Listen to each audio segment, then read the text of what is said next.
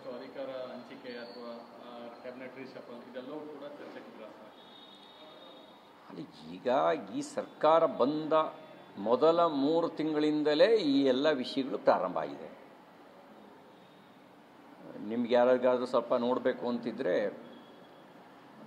ಮಾಜಿ ಸಚಿವ ರಾಜಣ್ಣವರು, ಮಾಜಿ ಸಂಸದ ಡಿ ಕೆ ಸುರೇಶ್ ಅವರ ಸಾರ್ವಜನಿಕ ಚರ್ಚೆ ಆಗಷ್ಟೇ ಈ ಸರ್ಕಾರ ಬಂದಿತ್ತು. 2023 ಆಗಸ್ಟ್ ಇರ್ಬೋದು.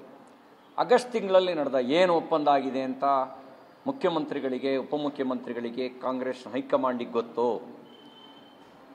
ಅನ್ನೋದನ್ನು ಡಿ ಕೆ ಸುರೇಶ್ ಮುಂದಿಟ್ಟಿದ್ದು. ರಾಜಣ್ಣ ಅವರು 5 ವರ್ಷ ಇವರೇ ಮುಖ್ಯಮಂತ್ರಿ ಆಗಿರ್ತಾರೆ ಅಂತ ಹೇಳಿದ್ದು. ಅಲ್ಲಿಂದಲೂ ಆಯಾ ಸಂದರ್ಭಕ್ಕೆ ಯಾವ್ಯಾವಾಗ ಜನಮಾನಸದಲ್ಲಿ ಯಾವುದಾದ್ರು ಒಂದು ಗಂಭೀರ ವಿಷಯ ಚರ್ಚೆಗೆ ಬರುತ್ತೆ, ಆ ಚರ್ಚೆಗೆ ಬಂದ ಸಂದರ್ಭದಲ್ಲಿ ಈ ಮುಖ್ಯಮಂತ್ರಿ ಬದಲಾವಣೆ ಅನ್ನೋ ವಿಷಯವನ್ನು ಮುನ್ನೆಲೆಗೆ ತಂದು ಇದೇ ಪ್ರಮುಖ ಚರ್ಚೆ ಆಗುವಂತೆ ಮಾಡುವಂಥ ಪೊಲಿಟಿಕಲ್ ಸ್ಟ್ರಾಟಜಿಯನ್ನು ಮಾಡ್ಕೊಂಡು ಬರ್ತಾ ಇದ್ದಾರೆ ಅಂತ ಅನಿಸುತ್ತೆ. ಇಲ್ಲ ನಮಗೇನು ಯಾರು ಮುಖ್ಯಮಂತ್ರಿ ಆಗ್ತಾರೆ ಅನ್ನೋದು BJPಗೇನು ಸಂಬಂಧ ಇಲ್ಲ, ನಮಗೇನು ಸಂಬಂಧ ಇದೆ. ಕಾಂಗ್ರೆಸ್ಸಿಗೆ 136 ಸೀಟ್ ಕೊಟ್ಟಿದ್ದಾರೆ ಜನ. 5 ವರ್ಷ ನಿಮ್ಮದೇ ಸರ್ಕಾರ. ನಾವು ಕಾಂಗ್ರೆಸ್ ಥರ ಕಾಂಗ್ರೆಸ್ಸೇತರ ಪಕ್ಷಗಳನ್ನು ಡಿಸ್ಟೆಬಿಲೈಸ್ ಮಾಡುವಂಥ ರಾಜಕಾರಣದಲ್ಲಿ ನಂಬಿಕೆ ಇಟ್ಟಿಲ್ಲ ನಮಗೆ. ಈಗ 90ಕ್ಕೂ ಹೆಚ್ಚು ಬಾರಿ ಕಾಂಗ್ರೆಸ್ಸೇತರ ಸರ್ಕಾರವನ್ನು ವಜಾ ಮಾಡಿದಂಥ ಕುಖ್ಯಾತಿ ಕಾಂಗ್ರೆಸ್ಸಿಗಿದೆ. 120ಕ್ಕೋ ಏನೋ 122 ಬಾರಿನೋ ರಾಷ್ಟ್ರಪತಿ ಆಡಳಿತ ಹೇರಿದರೆ ಅದರಲ್ಲಿ 90ಕ್ಕೂ ಹೆಚ್ಚು ಬಾರಿ ಕಾಂಗ್ರೆಸ್ಸೇತರ ಸರ್ಕಾರಗಳನ್ನು ರಾಜಕೀಯ ಕಾರಣಕ್ಕೆ ವಜಾ ಮಾಡಿದಂಥ ಕುಖ್ಯಾತಿ ಕಾಂಗ್ರೆಸ್ಸಿಂದಿದೆ. ಆ ಥರದಲ್ಲೇನು BJP ನಂಬಿಕೆ ಇಟ್ಟಿಲ್ಲ.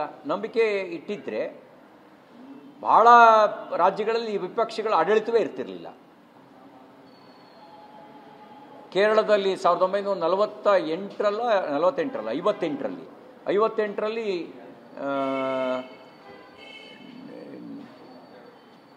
ನಂಬೂದಿರಿಪಾಡ್ ಸರ್ಕಾರವನ್ನು ವಜಾ ಮಾಡಿದರು ಜವಾಹರ್ಲಾಲ್ ನೆಹರು. ಅಲ್ಲಿಂದ ಶುರುವಾಯಿತು ಕಾಂಗ್ರೆಸ್ಸೇತರ ಸರ್ಕಾರವನ್ನು, ಮೊದಲ ಕಾಂಗ್ರೆಸ್ಸೇತರ ಸರ್ಕಾರವನ್ನು ವಜಾ ಮಾಡಿದ್ರು. ಅಲ್ಲಿಂದ ಶುರುವಾಯಿತು ಇದು ಕಾಂಗ್ರೆಸ್ಸೇತರ ಸರ್ಕಾರಗಳನ್ನು ರಾಜಕೀಯ ಕಾರಣಕ್ಕೆ ವಜಾ ಮಾಡೋದು. ಯಾವುದೋ ರಾಜಕೀಯ ಬಿಕ್ಕಟ್ಟು ಬೇರೆ, ರಾಜಕೀಯ ಕಾರಣಕ್ಕೆ ವಜಾ ಮಾಡೋದು. ಇಲ್ಲಿ SR ಬೊಮ್ಮಾಯಿ ಅವರ ಸರ್ಕಾರನ ವಜಾ ಮಾಡಿದ್ದು ಫ್ಲೋರ್ ಆಫ್ ದ ಹೌಸಲ್ಲಿ ಮೆಜಾರಿಟಿ ಇರಲಿಲ್ಲ, ಕಳ್ಕೊಂಡಿದ್ರು ಅಂತ ಅಲ್ಲ. ಒಂದು 15-20 ಜನ ಹೋಗಿ ಸೈನ್ ಹಾಕಿಸಿ ಗವರ್ನರಿಗೆ ಲೆಟ್ರ್ ಕೊಡ್ತಾರೆ. ಆ ಲೆಟ್ರ್ ಮೇಲೆ ಗವರ್ನರು ರಾಷ್ಟ್ರಪತಿ ಆಡಳಿತಕ್ಕೆ ಶಿಫಾರಸು ಮಾಡ್ತಾರೆ. ಈ ಥರದೆಲ್ಲ ಕುಖ್ಯಾತಿ ಕಾಂಗ್ರೆಸ್ಸಿಂದಿದೆ. ನಮಗೇನು ಇವತ್ತಿನವರೆಗೂ ನರೇಂದ್ರ ಮೋದಿಯವರು ಯಾವುದಾದ್ರು ಒಂದು ಕಾಂಗ್ರೆಸ್ಸೇತರ ಸರ್ಕಾರವನ್ನು ಡಿಸ್ಟೆಬಿಲೈಸ್ ಮಾಡಿದಾರಾ? ಹಾಗಾಗಿ ನಮಗೇನು ಆ ಥರದಲ್ಲಿ ಆಸಕ್ತಿ ಇಲ್ಲ. ದುರ್ದೈವ ಏನು ಅಂದರೆ ಕೆಟ್ಟ ಸರ್ಕಾರ ಇದು. ಜನ ಸರ್ಕಾರ ಹೋಗಲಿ ಅಂತ ಬಯಸ್ತಿದ್ದಾರೆ. ನಂಬರ್ ಇದೆ, MLAಗಳ ನಂಬರ್ ಇದೆ. MLAಗಳ ನಂಬರ್ ಇರೋವರೆಗೂ ಸರ್ಕಾರ ಏನು ಬೀಳಲ್ಲ. ಬೀಳ್ಸೋಕ್ಕೆ ನಮಗೇನು ಆಸಕ್ತಿನೂ ಇಲ್ಲ. ಅವರಾಗೆ ಬಿದ್ದರೆ ಅವ್ರ ಹಣೆ ಬರ.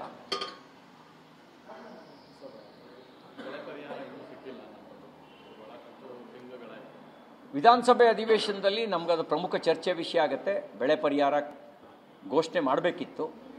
ಬೆಳೆ ಪರಿಹಾರ ಘೋಷಣೆ ಮಾಡಿ ತಾತ್ಕಾಲಿಕವಾಗಿ ಒಂದು ವಿಶ್ವಾಸ ತುಂಬ ಕೆಲಸ ಮಾಡಬೇಕಿತ್ತು ರೈತರಿಗೆ. ಅತಿವೃಷ್ಟಿ ಹಾಗೆ ಏನು ಹೆಲಿಕಾಪ್ಟ್ರಲ್ಲಿ ಹೋಗಿ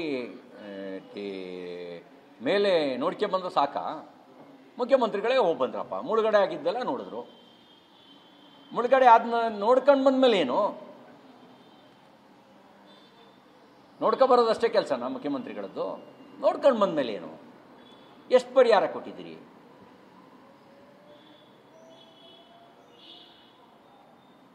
ಈ ಎಲ್ಲ ವಿಷಯ ನಾವು ಚರ್ಚೆ ಮಾಡ್ತೀವಿ ವಿಧಾನಸಭೆ ಅಧಿವೇಶನದಲ್ಲಿ.